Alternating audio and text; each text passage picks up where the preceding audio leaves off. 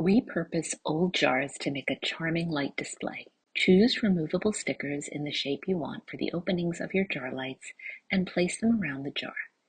Now it's time to paint.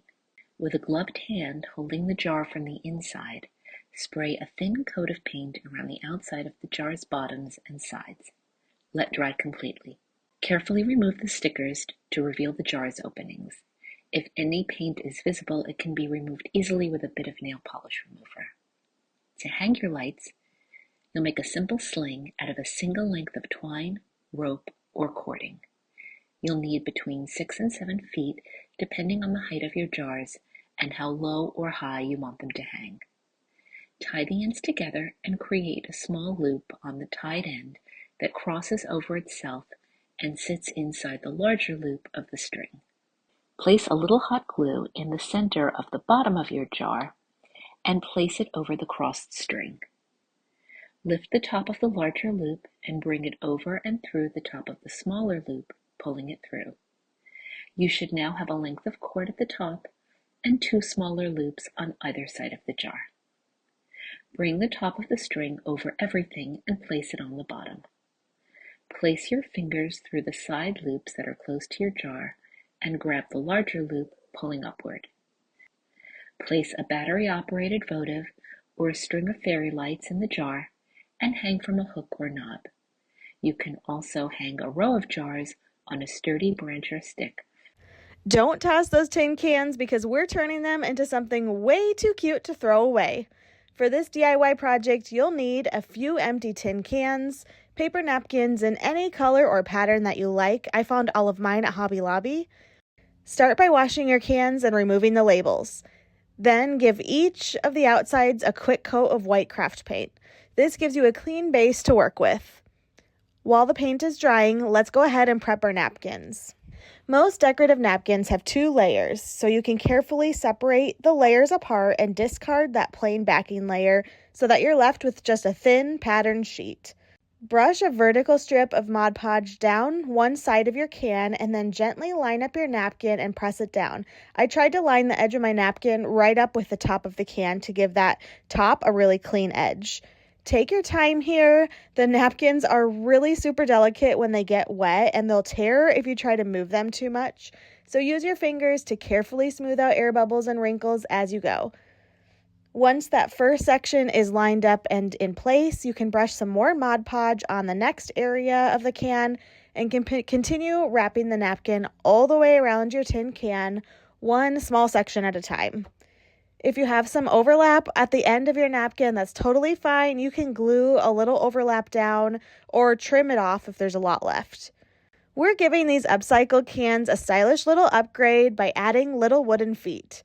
Use your hot glue gun to attach 3 wooden beads to the bottom of each can, which adds just a little bit of height and gives them a little something extra. And now these are ready to use. You can organize your pencils and pens on your desk like I did in my daughter's room, in the bathroom for makeup brushes or even toothbrushes. This is such a simple upgrade that's affordable, functional, super versatile, and super cute. Run to the dollar store, we're going to need some glass jars. These molds that I have are for fondant along with also polymer clay, and the only way to get them to really release extremely well is by using cornstarch or some sort of seal release.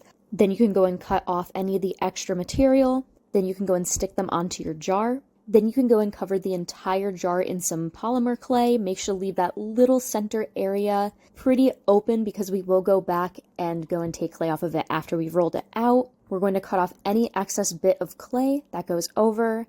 Smooth the edges slightly after that has been removed. After all of the excess clay has been removed, then we're going to go back with another sculpting tool. This one is going to be a rounded tool, and we're going to create these lines.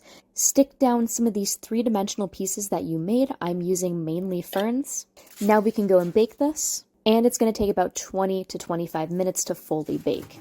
The top of this container is aluminum. I'm using a type of paint that bonds to metal pretty well, and I'm also using this sponge brush to make it look like it's scratched up and also rustic. And now we can move on to the glass structure. Start off with a brown base, and of course you can paint this after it has fully cooled down. Where these lines are, I'm using a darker brown. I ended up painting the ferns a green along with these little mushrooms that were at the edge a red. Now you can go and fill these with whatever you would like to. I chose some cotton swabs along with also some sponges. These apothecary jars can be used anywhere in your house. I think they're so incredibly cute.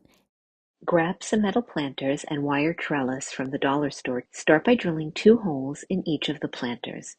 The holes should line up with the vertical wires of the trellis. Once the holes are drilled, you can leave the planters as is or change the look any way you please.